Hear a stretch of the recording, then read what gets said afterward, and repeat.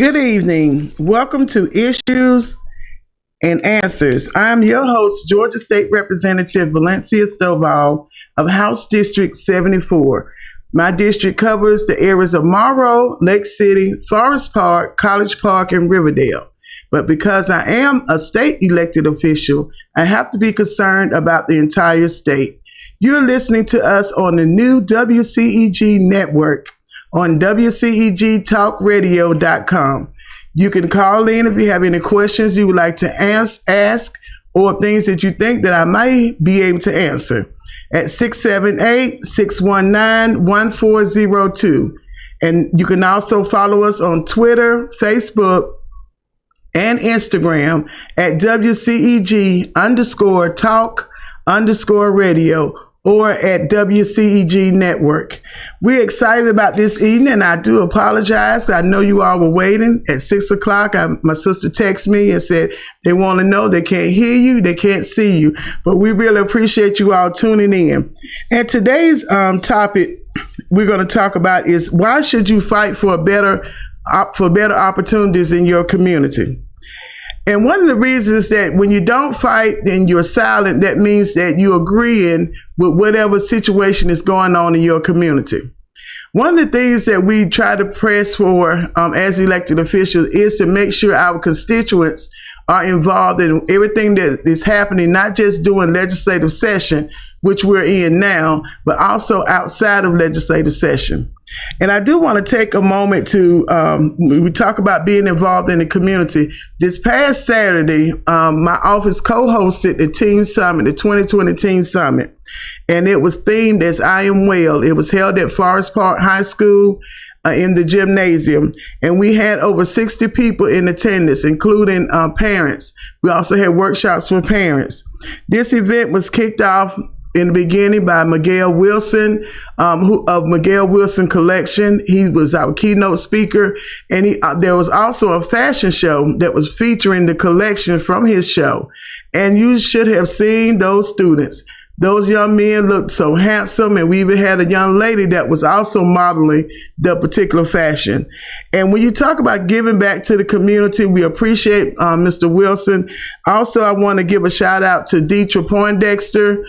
She was it was her vision of having a teen summit. The teens were engaged in the workshops, and they also had a day party. The topics that we discussed at the teen summit, we probably do need a teen council, but at the teen summit were the equestrian education, fashion show, event planning, real estate, gang prevention, sexually transmitted diseases, financial literacy, library services, human trafficking, suicide prevention, mental health, and self-esteem. Then we also had workshops for our parents. The parent workshops featured experts on financial empowerment, real estate, the duties of resource officers in our school system, human trafficking, suicide prevention, mental health, voting, the census, policies, and general parenting skills. So yes, if you had a teenager and you all were not there, you missed a treat with the Teen Summit.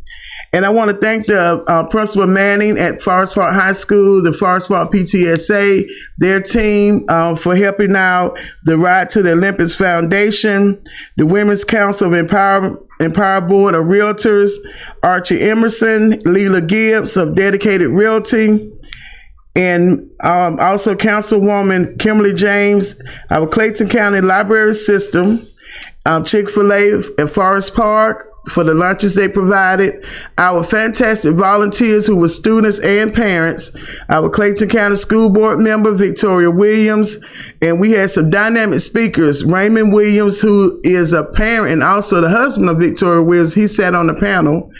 We had Sabrina Arnold of Crystal Pink Events, Glass D Entertainment, Keith Strickland of Making the Transition, Andrea Hughley of the Southern Crescent Sexual Assault and Child Advocacy Center, Corporal Stephanie Samples of the Forest Park Police Department. We had Anise Martha June of Clayton Center, Agent Trevor Randall of the GBI. It was co-moderated with myself and Sparker Adams was the parent workshop we did. I'd like to thank Andre Smith, Rebecca James, both of the Clayton County Library, Dr. Gabrielle Starr of Ladies of Favor, Sharon Daniel, Mr. and Mrs. Allen, and my two interns, Kimberly and Jessica, and all the vendors. And yes, the list goes on, but I don't have enough time to give everybody a shout out, but you missed a treat, and we're looking forward to 2021 Teen Summit. So if you want to be involved, we talk about fighting for your community. It starts about our young people and making sure that they are well equipped to be able to become productive citizens in our society.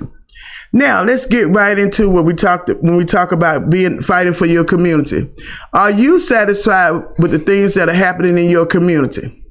I'll pause, give you time to think about it. Well, I'm not. Even being an elected official, even as not being an elected official, I'm not satisfied. So being about trying to find a solution for how do we make things better in our particular communities. Well, number one, you must not be silent. You must not remain silent. You have to be vigilant. You have to be persistent about getting things done in your community. And I want to give you all a few examples of what happens when you're being persistent, and that especially when you know that you're fighting for the right thing. Little Ones Learning Center is located in Forest Park, and they actually operated a Little Lion farm stand. They had been operating over a year or so, and this particular farm stand was located on their property. They also have the Jasmine Green Garden, which the students actually go and tend. The students that are a part of Little Ones actually go and they are in the garden, making sure that the fruits and vegetables and herbs and everything are growing.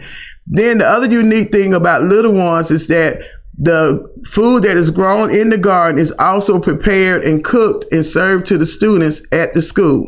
They also host workshops for their parents as well. So this is a very unique situation. They're ranked as one of the top learning centers in the state because of their farm to table to early learning centers initiative.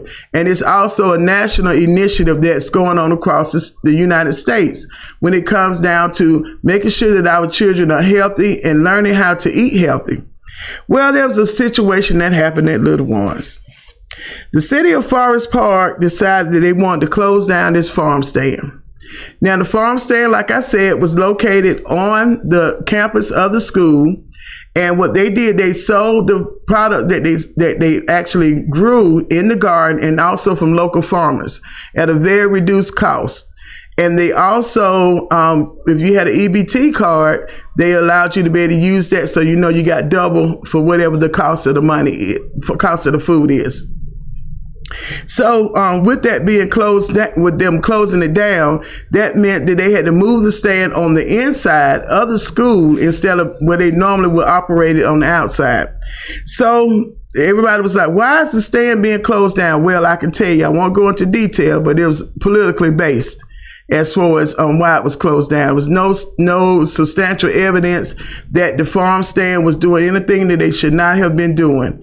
So parents, the owners of the center, myself, and other supporters, they went to the city council meeting last year to voice their opinion. There was even a child that spoke up about how they were getting fresh fruits and vegetables. Even the parents spoke up about it.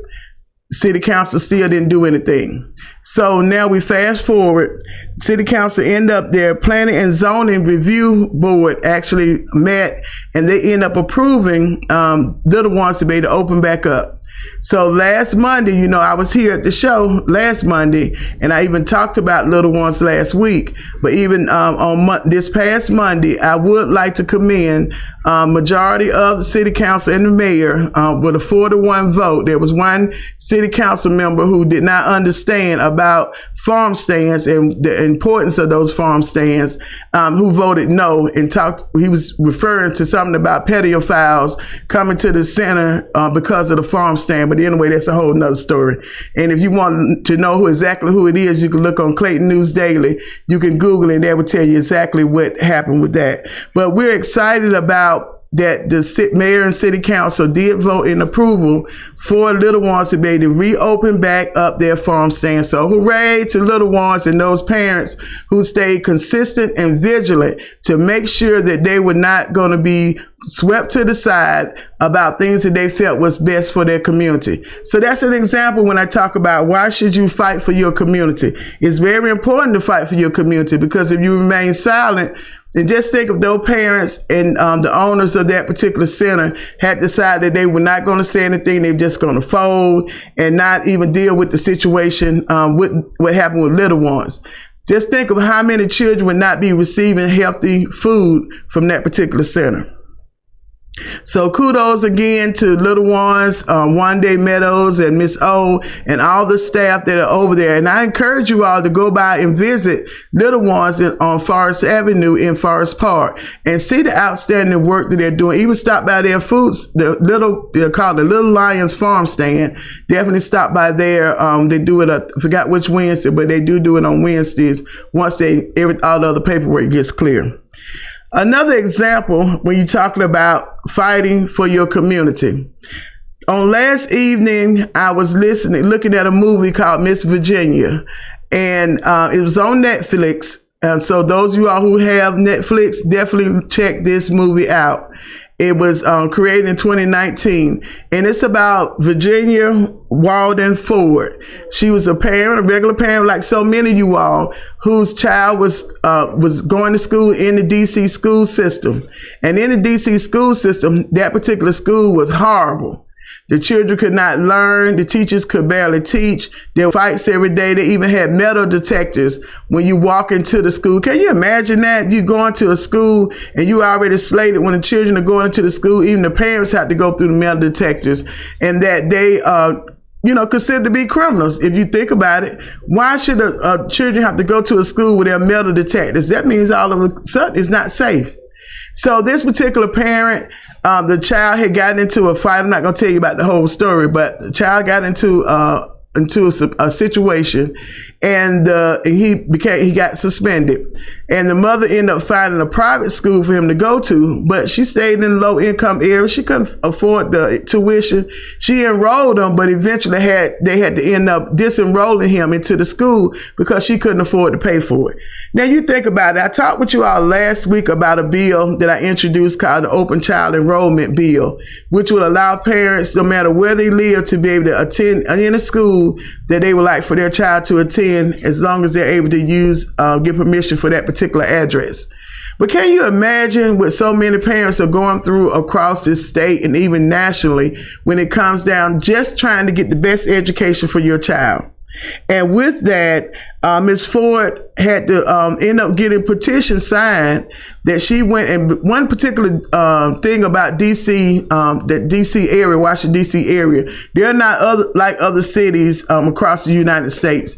Whatever happens there has to be mandated by Congress and signed into law by the president. So what she was pushing for was to be able to have a scholarship program, a private scholarship program for students to be able to use the money that's allocated to the school to be able to go to whatever private school that their parent chose for their child to go to.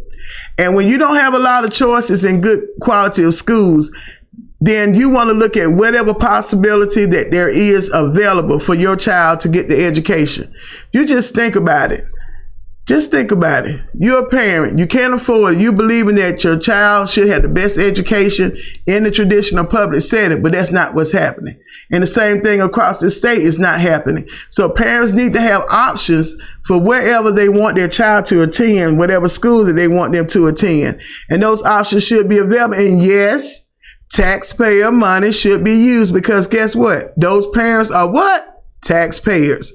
And so why deny them of the best education for their child? But that comes with fighting for your community. So Miss Virginia got together, got some other parents that felt the same way she did, and they started this petition. They went and found a congressman on the Hill in DC that would believe in them and help them to introduce the legislation to get it passed. So long story short, because you all gonna have to see the movie, Miss Virginia and those parents end up getting that bill passed to allow for parents who want their children to attend the private school to be able to go and using the taxpayer money that's allocated to their school. And it was open even to those who wanted to go to another traditional school. So it wasn't just limited to private schools.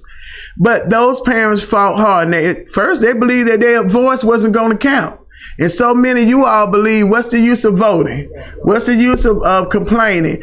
I'm the only one complaining. Just think of Miss Virginia had to just thought, well, I'm just going to try to move, but she probably couldn't afford to move. But just think if she just thought about her child and not the other children in the community. Right now, would those students be able to take advantage of the DC private scholarship program? No, they would not.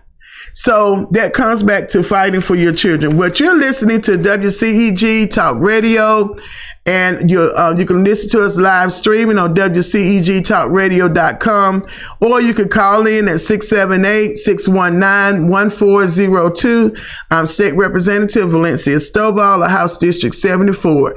And if you want to keep up with what I'm doing while we're in session for at least about a month and a half more, you can join my email list at www.gostovall, that's GOSTOVALL.com. Or you can follow me on Facebook, Twitter, Instagram, and LinkedIn at Valencia Stovall. Another reason to fight for your community. Right now, I discussed this last week about the Clayton County jet fuel tax loss that the county and cities and the school system can no longer be able to collect. And many people, well, what's the big deal about that, Representative Stovall? Y'all should be able to collect that money. Well, I'm sorry. We can't collect that money anymore. It was a Federal Aviation Administration ruling that took place that would not allow for Clayton County and other counties like us across the United States to be able to collect jet fuel taxes on jet fuel that the airlines are using. So you're talking about $18 million a year of loss of money. We're very thankful for Governor Deal and the legislature in 2018, where they passed with the budget, our budget, a grant for money for Clayton County, city, and counties until the end of their SPLOST. So their SPLOST ends December 31st, 2021. And then the school system received the grant from the Delta Foundation, and we're very appreciative for that. And up until their SPLOST ended, which was December 31st, 2019. So where are we? We're January. We were in January. Now we're February 2020. And now the school system, which would normally be able to start collecting SPLOST money January the 1st, they cannot collect it anymore. So their SPLOST that they currently or recently we all voted on, they won't be able to collect that portion that they would normally be able to collect. So you say, Valencia, okay, what's the solution? What are y'all going to do in Clayton County? Well, what we've already started doing is mobilizing the leadership in the county, for as long as I can remember, as living in Clayton County since 2006, is our first time being able to work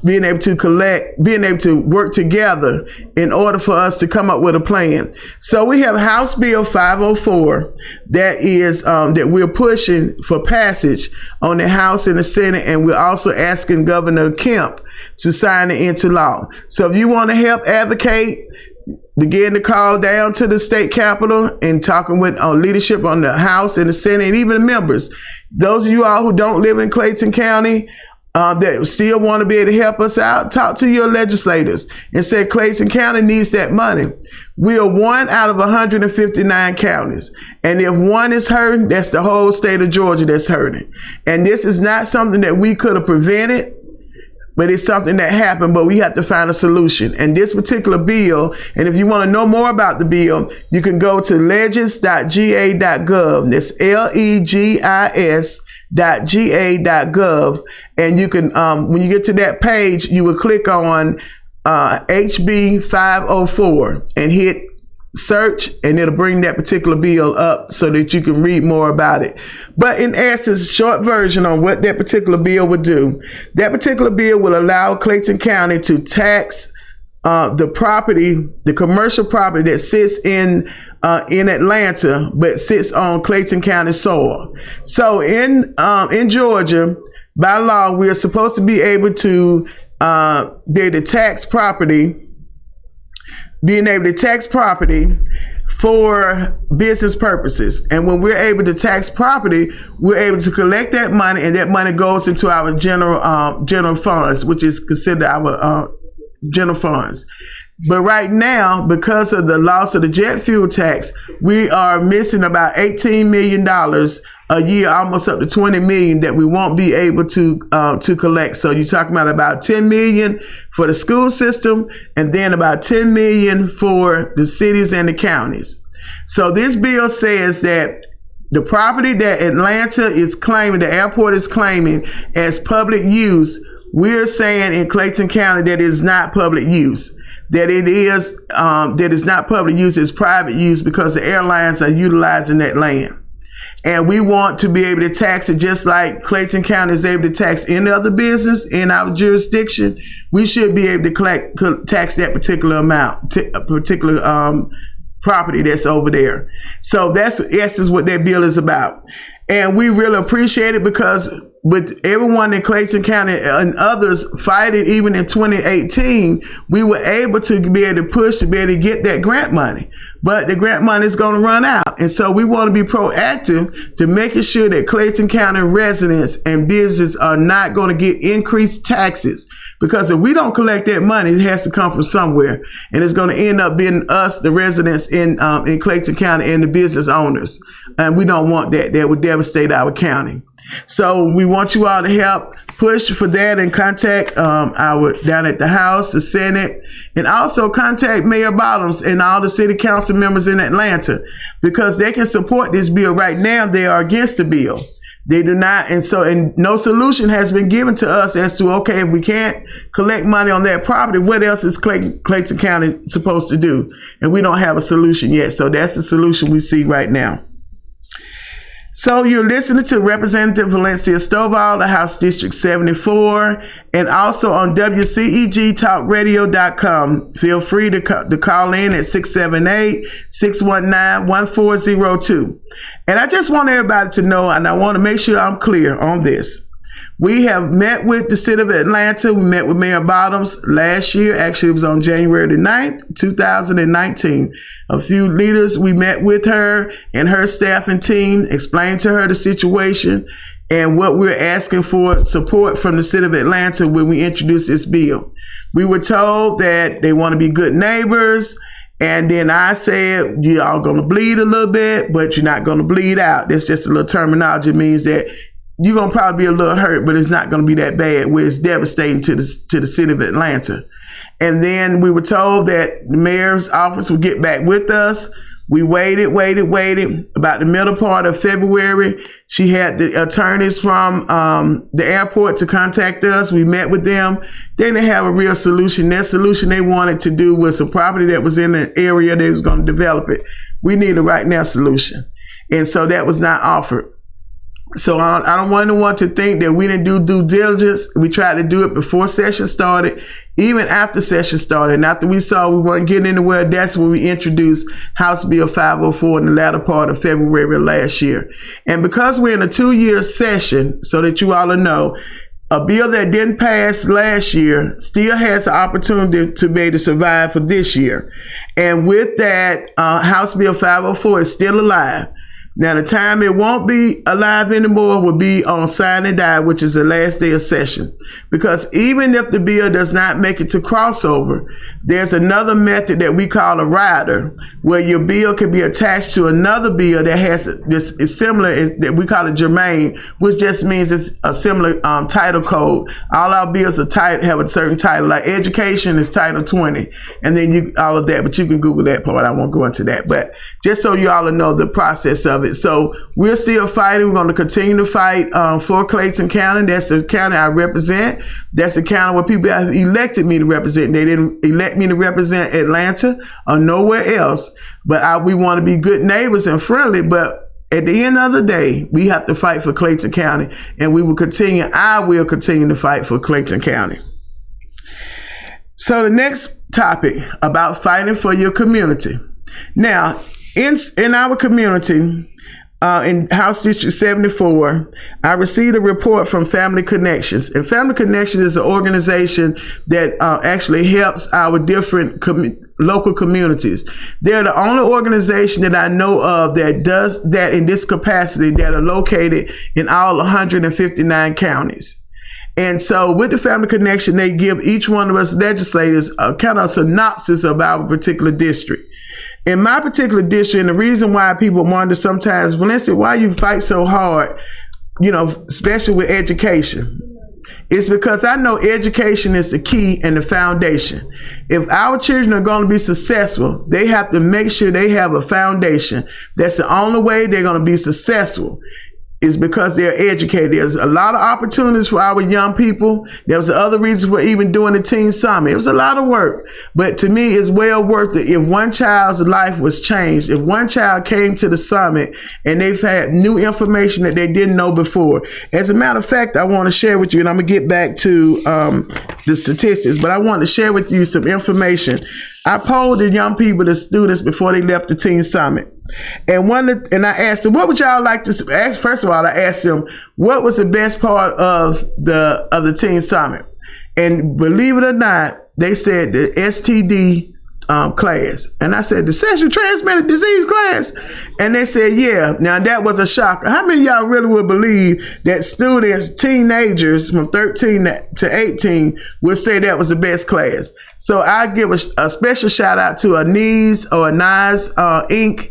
They're actually a prevention program here in the city of Atlanta that do a lot of prevention when it comes down to teen dating or dating relationships for adults and teens, sexually transmitted diseases, and also when it comes to HIV/AIDS prevention and intervention.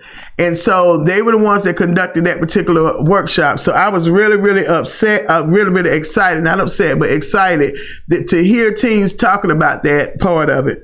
The other thing, and then I asked them what were some other topics they would like to see for next year, because we want to keep them engaged. They said that they would like to, hold on, let me find my paper here. Here it is. All right. The movie industry, the tax incentives. You know what? That is not the correct paper. I said movie industry. I know that doesn't sound right. Tax incentives.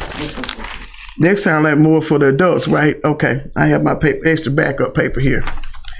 All right. So credit scores. They wanted life classes, and then in life classes, having an open discussion.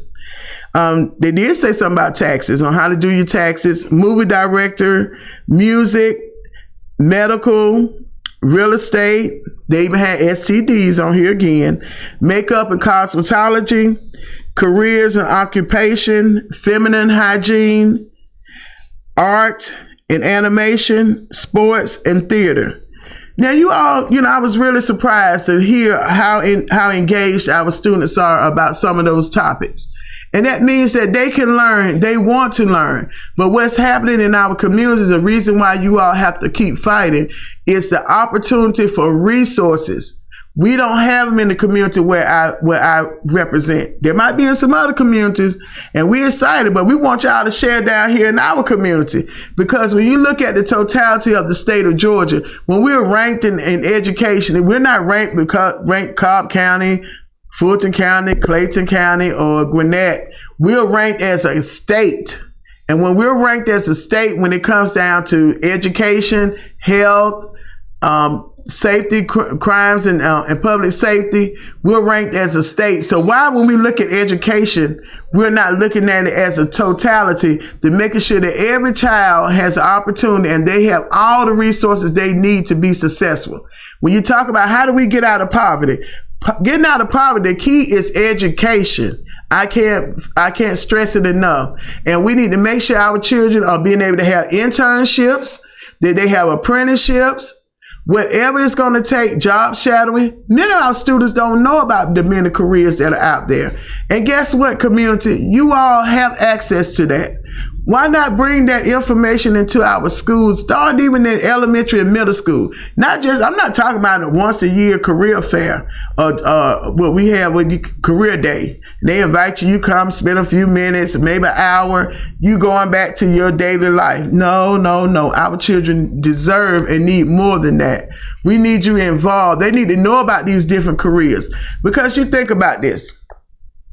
If a child is growing up in a household where their parents might work or their mother or father may work in a lower paying type of job, and say they're working maybe 2 jobs in a fast food restaurant, so you know they get minimum wage.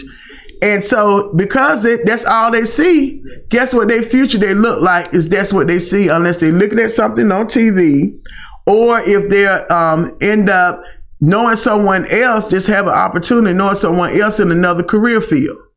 But even they just say these parents are taking their children to the doctor. How many doctors actually taking the time to even talk to the young people about what their career choices are? They're going to the dentist, they're going to all these different places. Do those professionals, some of them they may, but most of them don't. They want to get you in, get you back out. But what if we as a community came together and said, every time I see a young person and I have a career that is satisfying to me, I'm going to make sure I share that with that young person, what it took for me to get to that particular career. And so that's what we can do. We start saying fighting for our community. The kids are not seeing where there's hope. We have a suicide rate that's astronomical in this state. And do you know the youngest child that's been reported with teen suicide, not even a teenager, 9 years old? And I talked about this last week. Can you imagine how does a 9-year-old give up hope? Well, it's happening. Our children need us. Our children need our help. And it's our responsibility. Everybody that lives on this earth, I think it was Margaret Thatcher, I think they had to say that that's the dues that you pay for living on this earth is you got to give back. You can't be so busy with what you're doing every day that you can't take the time to give back. And I talk again about that teen summit. It was very, very impactful because we all took the time to plan for it, the planning team, and then we took the time to make sure it was executed. And it was a joy to be able to see that happen. So in House District 74, 53.6% of the children in my district, and my district covers the areas of Morrow, Lake City, Forest Park, College Park, and Riverdale, portions of it. 53.6% of the children are not attending a preschool, ages 3 to 4. The Georgia's average of kids that attend a preschool is 50.1%. So yeah, we might be 3-point-something% above the average, but still that's low, 53.6%. Do y'all realize that when the children don't have an early education start, that they're more than likely going to be behind by the time 3rd grade start? And for those of you all who know, and some that don't know, we talk about prisons, the pipeline to prison. Yes, it's a long pipeline.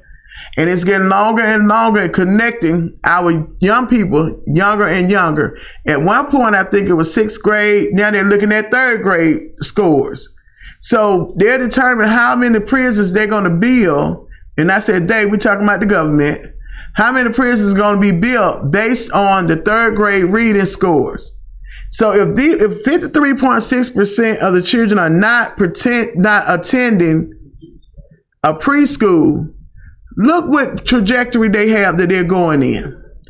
80.5% of adult education attainment are high school graduates or higher, which is good because Georgia average is 86.3.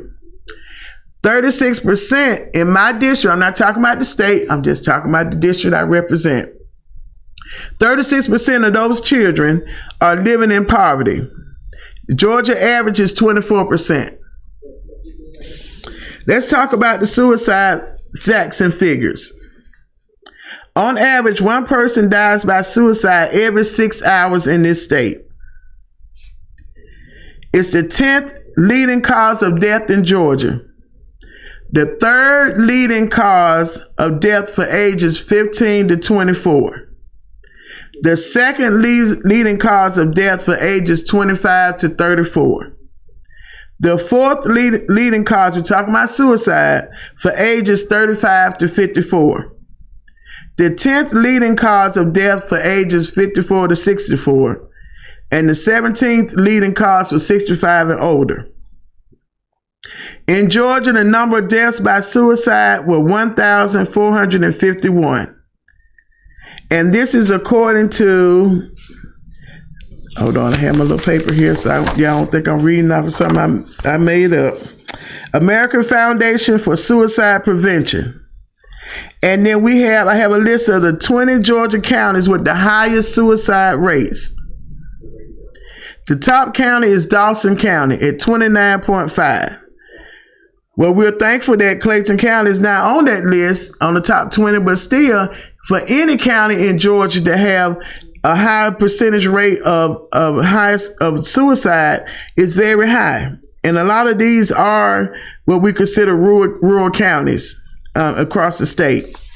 But this just tells you and shows you that there's a lot of work to be done. There's a lot of fighting that we need to do for our community. And I'm not talking about just physical. I'm talking about talking, getting out working, and making sure that our community and our children have the best possibility for being successful. In Clayton County, this is overall, our child well-being index score is 41.5. That's 41.5% out of 100%. So less than 50 of our kids have, when you talk about what is child well-being score, this is a score that's compiled by United Way, and you all can go to United Way, I think it's atlanta.org or atl.org. Or you can just Google United Way and Child Wellbeing Score and find out the score for your particular county. And they even have where you can get it by zip code. And what that score says is, what is the percentage of chance that a child living in whatever the county is will be successful and be a productive citizen? So in Clayton County, it is what? 41.5% our children have a chance of being successful. And people ask me why I'm fighting so hard. Why am I talking about education so much? It's because I'm going to tell you again, it's the foundation. And there is a lot of work to be done. Yes, it is. And also, that's with child well-being. So now let's talk about what can you be fighting for? What are some things that you can fight for in your community?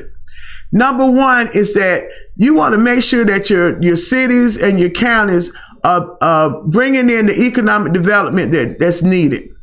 You want to make sure that the existing businesses that are in your community are able to thrive and also be successful.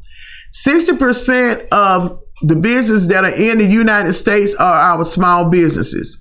We need more programs for small business entrepreneurs. We need more programs for that's going to help promote investors. We have a lot of bright young people that have a lot of great ideas, but if they're in the low income area, like some of the counties that we have, and even I just told you what the percentage was when it comes to poverty and what's going on with our young people, who's going to give them any investment money? It's going to be very slim. And so, but they have a fantastic idea, and only if that idea was being able to, for the right person to hear it, just think how much further that particular child or that family, because when you touch a child, you're touching that whole entire family, how much further along that they can be able to go. So you want to promote and you want to fight for economic development. And what is economic development? That's developing the economics, the money that's coming into your community, and even looking at what money is going out of your community. You want to be able to have it that you talk about live, work, and play. What does that mean? Livable communities. Y'all have heard that before. LCI, Livable Community Initiative, is something that Atlanta Regional Commission has. So what does that mean? That means that I want to be able to live, I want to be able to play, and I want to be able to work where I am residing. And how does that happen? Okay, you got to have the best type of companies there to be able to hire the individuals that is a livable wage, even above whatever livable wages would be, so that that community can be sustained. You wonder why you have some areas in the state that are a lot better. Sometimes some of us drive to those areas to eat. We also drive to those other areas to shop. And sometimes we just drive to those other areas just to hang out because we're not satisfied in the area that we live. Well, why should you be accepting that? If it's happening in your community, it's because not enough people are raising their voices and demanding that things are getting better. It's time, and even with that movie I was telling you about Miss Virginia, one of the congresswomen had said to her, well, y'all just gonna have to wait. We working on it. How much longer do our communities have to wait? Each year, a child is turning 18. They are aging out of the school system, and they become a part of our society. Guess who starts paying for it then? All of us with our taxpayer money. If that child is not prepared. Because they're going to turn 18 one way or another, whether we ready for them or not. They're turning 18. You're listening to Representative Valencia Stovall, House District 74. And also you're listening on WCEGTalkRadio.com. And also you can follow us on Facebook, Twitter, Instagram at WCEG_talk_radio. You can call in. Don't be shy. You can call in. If I know the answer, I give it. If I don't, I'll tell you I don't know, but I'll search for it at 678-619-1402. And I want to thank my Facebook followers for listening in, listening and waiting for me to be able to get online to talk about these issues that are going on in our community. And you can also think about how can you start working with your own family. We have voting is coming up. Today is the last day to register to be able to vote in the March the 24th presidential primary. Now, if you have family members, I have them too. But if you have family members, we got to do a better job. So I'm not just fussing at you. I could do a little bit better as well. So that's why I'm on the radio. And hopefully all my family members that listen to me on Facebook will make sure that they have gone to register so that they can vote on March the 24th and even for the primary that's coming up in May. And yes, I'm up for re-election on May. And this will actually, I'm serving now my 5th year as state representative. And a lot of people ask and wonder, why did you run for office, representative? I said, well, you know, I really wasn't thinking about running. I've always been involved in politics. My dad, Valencia Stovall, and I want to thank him for all of his support. He keeps me balanced and keeps me focused. Making sure I'm not going too far to the left or too far to the right. And I really appreciate my dad. I appreciate my 2 sisters, Sharon and Ann, my brother-in-law, Carl, and my nieces and nephew. I'm not going to call their names out, but all my nieces and nephew and my 2 children, because they're the ones why I fight starting at home first. You start at home, charity starts at home and spreads abroad. And so I decided to run at that particular time in 2012. The lady that had this particular position decided to run for another office. And when she decided to run, my dad said, oh, that seat is up. And I said, well, yeah, that's good. He said, I think you should run. I was like, no, I don't think I should. And then my family member said, yeah, I think you should do it. Then my dad said something to me. He said, you're not doing anything anyway, so you should run. And I said, yes, I am doing a lot. He said, no, you should run. They need you to run. You'll be a good representative. And so we got the Go Stovall team together, a lot of other supporters, and we got out there knocking on doors and meeting and greeting the community and thanking, telling the community about what we're going to do. The platform, which is not changed, is the book, and the ballot. And I got that particular platform from the late Mayor Maynard Jackson. And that was some platform of words that he used during his tenure as mayor of the city of Atlanta. And the book is dealing with economic development, which you heard me talk about earlier. The book is dealing with education, which I talked about earlier. And the ballot is talking about voter empowerment, which we're talking about now, getting out to vote. So many people got so depressed and upset about the governor's race the last time and felt that, oh, my vote didn't count. Well, that's a lie. Your vote does count. Do you know your one vote can make a difference as to whether someone wins the election or loses an election? And it has happened. It has happened in Clayton County, as a matter of fact. Someone won by one vote, and then the other person lost by that one vote. And then you think about it as a candidate. Now, what if, who sat at home and didn't come and vote? Who said they were going to come and vote and decided that they weren't going to come and vote? That's a hurting thing because you never know who stayed at. Well, you do know at the end after all the votes come in because you can't tell who did run, for who did go and vote on during that particular election. We have a tally that we can look up and find out how many times you vote and how many times you did not vote. And for those who are just who only vote during the president's election, shame on you. The most important impact for you are the local elections, not so much as the federal, but the local. And when I talk about local, I'm talking about your mayor, your city council, your county commissioners, your school board, your judges. All of those are ones, the tax commissioner, all of those are positions that you actually going to be voting for. The state elected officials. So all on the House side and even on the Senate. So on the House side and Senate, ours is every 2 years. Your local elections are usually every 4 years. And so it's up to you all to get out to vote. Make sure everybody in your household go to vote. My children will tell you on election day or before, we'll go and vote early. So that way they don't have to get caught up on the day of the election and not voting. So why don't you take that up as a mantle that you're going to do for this year, is that everybody that's living and breathing in your household will go and vote. And start with the presidential primary that's coming up. You can vote early. You don't have to wait till the day of the presidential primary to vote. We have what's called early vote. And that's specifically, you go early to vote. Get your little sticker. And as you all know, we have new election voting machines.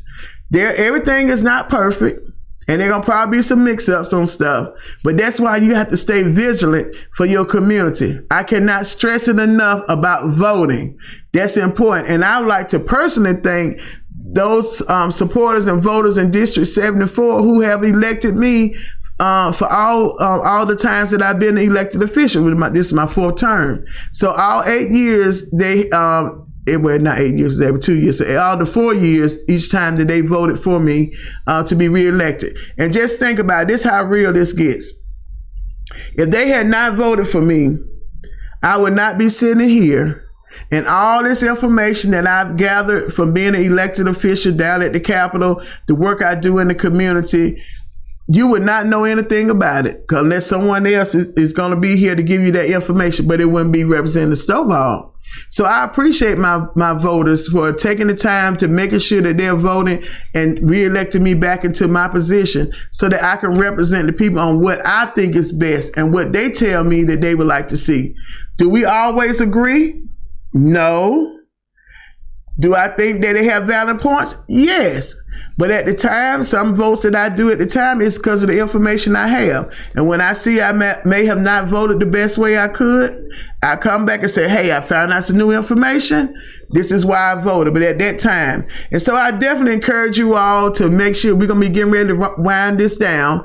I definitely encourage you all, if you're interested in what's going on at the state capitol, I appreciate you all going. You can actually view us live streaming on house.ga.gov. That's house, house.ga.gov.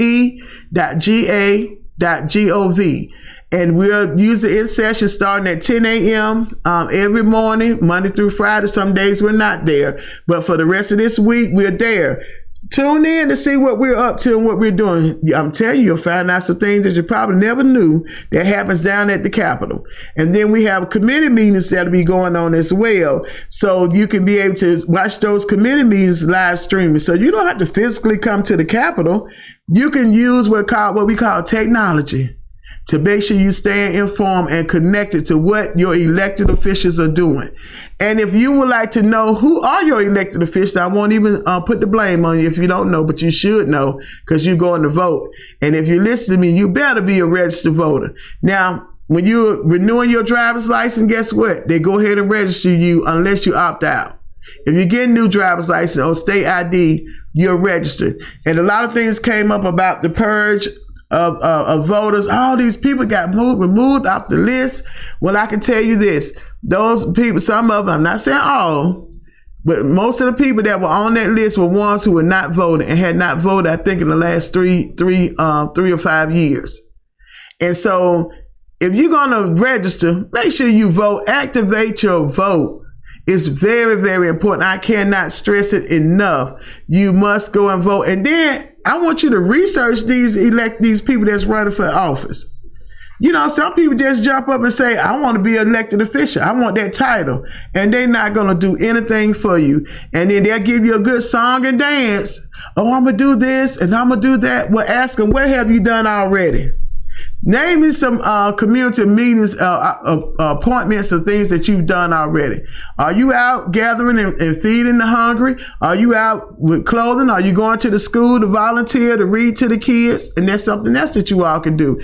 The schools love to have volunteers to come and read to their kids.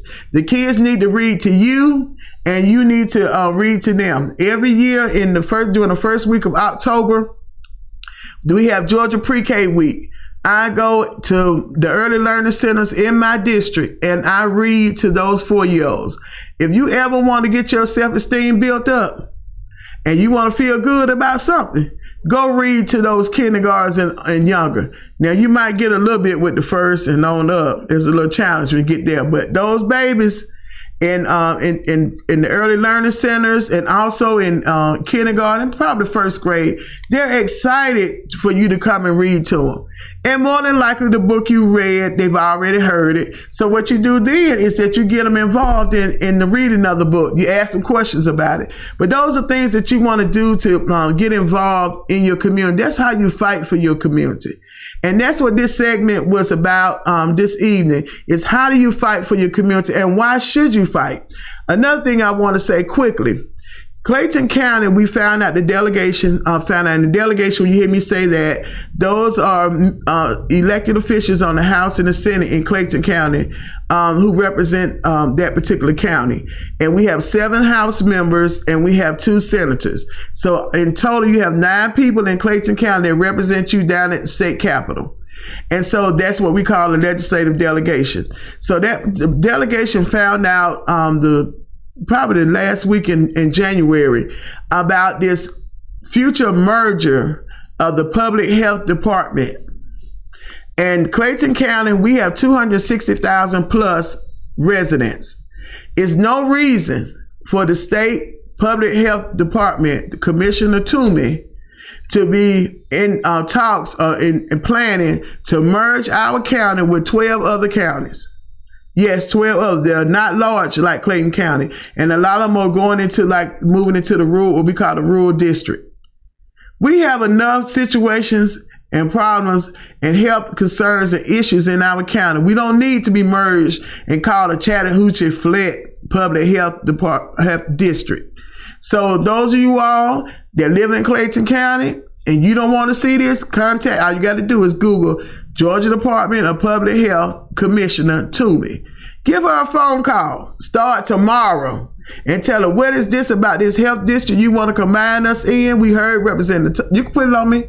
We heard Representative Stovall talking about it. We don't want it. It's not good for our county. We are large enough, and don't you know we're also responsible for the health, everything that happens at the Atlanta Hartsfield-Jackson Airport. So now you're combining other counties with us, and they've even started now, the ones in LaGrange, and those employees have now started coming into Clayton County working. Now what's going to happen to our Clayton County employees? Well, little birdie told me that they're going to be fired. But inadvertently, they didn't say that directly, but that's kind of what it means. Now, can you imagine someone's been working with the public health department for all that time, and now all of a sudden they can be fired, not because they weren't doing their job, but because of a merger. No, we don't want it in Clayton County.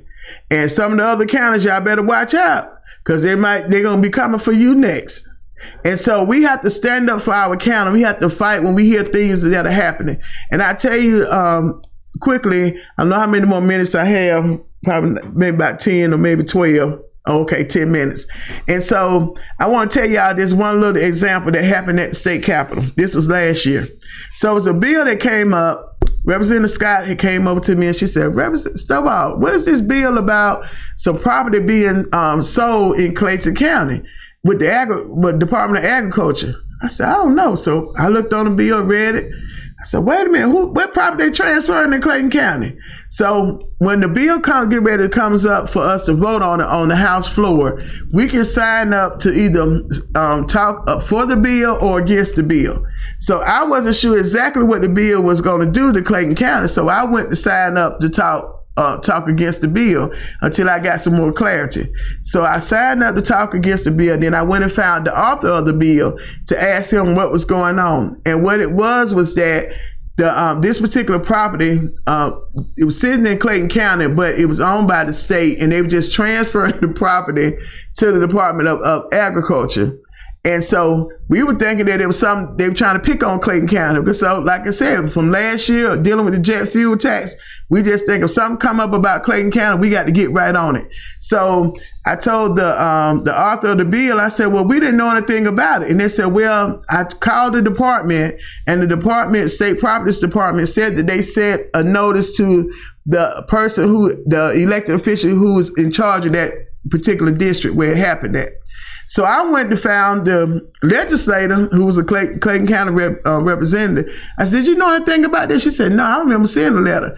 So before we know it, the person who's the author of the bill and the chair of that committee went and called the person for state properties, the head person, had them to come down to the Capitol. They are down there anyway when we're in session. And we all went outside to talk to him. When I say outside the chambers, to talk to him about the bill. And he was like, oh yeah, we sent the information during the summer and this and that. I said, well, from here on out, we need you to send it to everybody that represents Clayton County. I said, because one thing about it, if one of us don't see it, the other one's going to catch it. I said, and had you sent it to all of us, then we would not have been fearful about what this bill was going to do to Clayton County. I said, because we on high alert when it comes to Clayton County and down at the state capitol. And so I did go and speak to the bill, and I did say that I had spoken with the chairman of the committee, and I got to understand it, but I wasn't taking a chance. But so those are the things you have to stay on top of as a legislator. And sometimes some things slip through the cracks, but with this public health director, and then we asked her during the budget hearing what was going on with Clayton County. And so she said, well, Clayton County hasn't had a health director, public health director for 2 years. Now, if you heard that, the first thing that you would be thinking is that why hadn't Clayton County hired a public health director? So I'm the type, I'm going to go ask some more questions. So we end up finding out that the hiring for the public health director was the responsibility of the state public health commissioner's office, Commissioner Toomey's office. So she didn't say that when she was up there talking in the budget hearing. She made it seem like Clayton County hadn't done what they were supposed to be doing. So after that, when we had a meeting with her, I brought that to her attention. I told her I didn't appreciate her insinuating that our county didn't do what we were supposed to be doing. I said it was your department's responsibility to hire a health department director. So then I started thinking this probably been in the planning for a while, and they purposely had not hired a public health director because what? They want to do the Chattahoochee-Flint merge health district, this new district. So you have to watch those things. So, and almost in closing, we're going to be wrapping it up. I'm Representative Valencia Stovall. I appreciate you all listening in to the talk show for today. And I definitely encourage you all to join my email list, www.gostovall.com. Follow me on Facebook, Twitter, LinkedIn, and Instagram at Valencia Stovall. And also, I did say on Facebook, I appreciate my Facebook friends and family listening in. And I hope you were able to gain some good, valuable information today and reasons why you should fight. Contact your state elected officials. Contact your county officials, contact your city officials, contact your school board members and ask them what's going on in our community. And then you ask, how can I help? Everybody say, how can I help? We can't do it all by ourselves as elected officials. I don't have all the answers. I might have a few ideas, but I don't have all the answers. But that's where you come in. And remember, check your status. Go to mvp.sos.ga.gov to see if you're registered. If you're not sure, I think my Facebook went out, but if you're not sure, what you can do is You can also put in your address. You can go to openstates.org, openstates.org. Put in your address, and then that would give you who all your elected officials are. If you're in Clayton County, you can go to the Clayton County Elections Board website. But if nothing else, remember, voting is important. And this presidential primary that's coming up is very important for you all to make sure that you're voting. I think we're about almost wrapping up. And thank you again. You were tuned in to Issues and Answers.